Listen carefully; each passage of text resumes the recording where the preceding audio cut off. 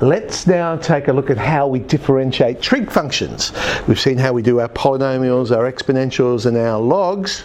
Let's now add another set of functions that we can do calculus with. Now, in order to do this, I'm going to need to play with limits. So just some basic limits here.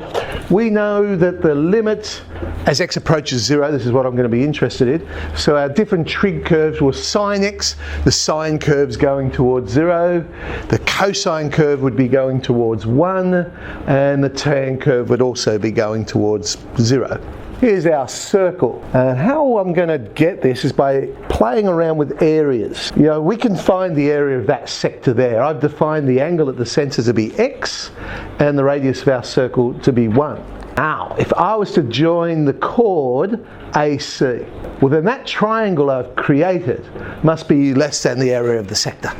This is true. If I was to draw a tangent in at A and then produce OC through to meet it, I get this right angled triangle, because remember we know that the radius is always perpendicular to the tangent, so that has to be a right angle. And we could play around with the trig to show that the length of AB would end up being the tan of whatever x is, because the ratio is opposite over adjacent. Okay, well let's work those different areas out. The first one would be half AB sine C, which in this case is x and the radius is 1. Area of a sector, half r squared theta, half 1 squared x in this case, and then the bigger triangle, half base times height. Now straight away this means something about x. For this to work, we have to be talking about radians, because remember that area formula for sector was when the angle was in radians. So x is in radians. Well look, there's a lot of things there that will cancel. They've all got a half and lots of ones. But what I now know is that x, that angle, must be in between the sine of the angle and the tan of the angle.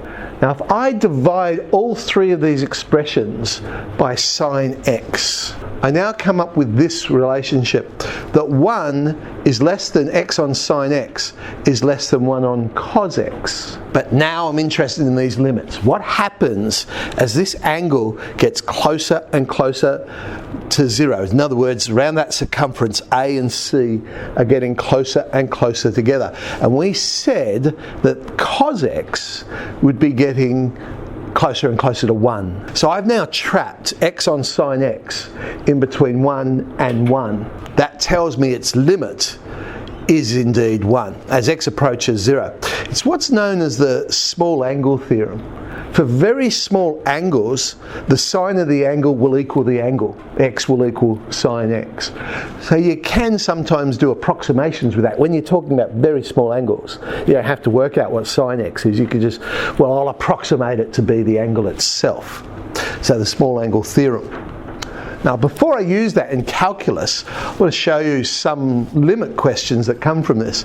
So if I had 5x on sine 5x, the key is making the angle the same as the number on the other side. So because the angle is 5x, the other one's 5x, that's fine then. It will equal 1.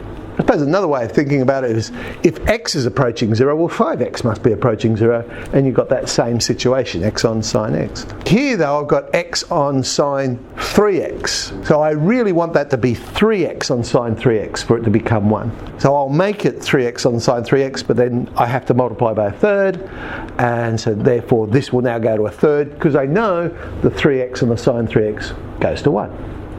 Let's now work out a derivative for sine x, and the only thing I've got at this point in time to work it out is the first principles formula. So I'll sub into that.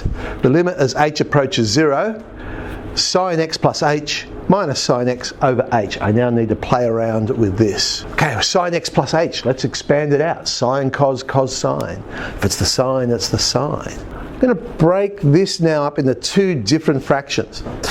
You see, I've got cos x times something, sine h on h. This is good because I now know what that limit is. Plus sine x times something. Well, if I factorise the sine x out, I get cos h minus 1 over h. Don't quite know what that one is yet. So now I will change cos h using our double angle theorems. So cos 2 theta, 2 cos squared minus 1. Well, that means cos h becomes 2 cos squared h on 2 minus 1, but then minus the other one gives us minus 2. Sine squared plus cos squared is 1. So 2 cos squared minus 2 must be 2 sine squared. Remember, the only limit I know at this case with the trig is the sine x on x, or the x on sine x, the reciprocal of it. So this sine squared, I need it to be on h on 2. I want it to match the angle. Well, it is. It's written as 2 on h, but that's the same as saying over h on 2. But it's squared. So I will extract the sine h on 2, and I now have sine h on 2 and h on 2. I can now substitute in h without an issue. That first one, sine h on h, that's going to approach 1. Sine h on 2 on h on 2 will approach 1. Sine h on 2, well, that's going to approach 0, because the sine of 0 is 0. So I've got cos x times 1 and sine x times 0, it's cos x. There's our derivative. Now don't panic, you're not going to be asked to derive it that way. But that's where it comes from. That's where it comes from. I can create it from first principles. So essentially what's going to happen now is whenever we have to differentiate the sign of some function, we differentiate the angle this time, because it's the angle that's the function. We differentiate the angle, it comes to the front, and then it becomes cosine. The angle doesn't change. A bit like when we did the exponential, the power didn't change, the function didn't change. So the angle here does not change. Let's now work out cos x, but because I now know how to differentiate sine x, this becomes a bit easier. Because remember, cosine and sine are complementary ratios. So I could rewrite the cosine as the sine of pi on 2 minus x. And I know how to differentiate that. We've now got a formula.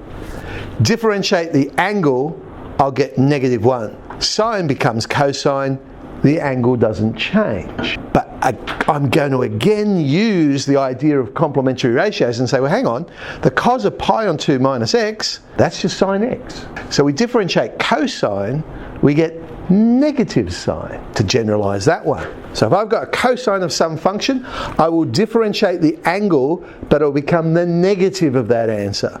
So the negative, the derivative, times the sine, and the angle does not change. Well, we can't do sine and cos without doing tan. But now I know how to differentiate both sine and cos. I can rewrite tan as sine over cos. And we use our quotient rule. Square the bottom, cos squared. Write down the bottom, cos x, differentiate the top, but we now know that when we differentiate sine x, we get cos x. Minus, write down the top, sine x. Differentiate the bottom, well, we now know that when we differentiate cos x, I get minus sine x. Look what happens on the top. Cos squared plus sine squared. Well, that's something very familiar. We know that is 1. So we have the reciprocal of cos squared. Well, the reciprocal ratio of cos is sec. So differentiate tan, we actually get sec squared x. Generalise that one, tan of some angle. Differentiate the angle, that function, that goes out front, but the tan becomes sec squared. But again, the angle does not change. Let's do some examples then. If I have to differentiate the sine of x cubed, so x cubed is the function, we differentiate that, we get 3x squared, the sine goes to cos, the angle doesn't change. So 3x squared cos x cubed.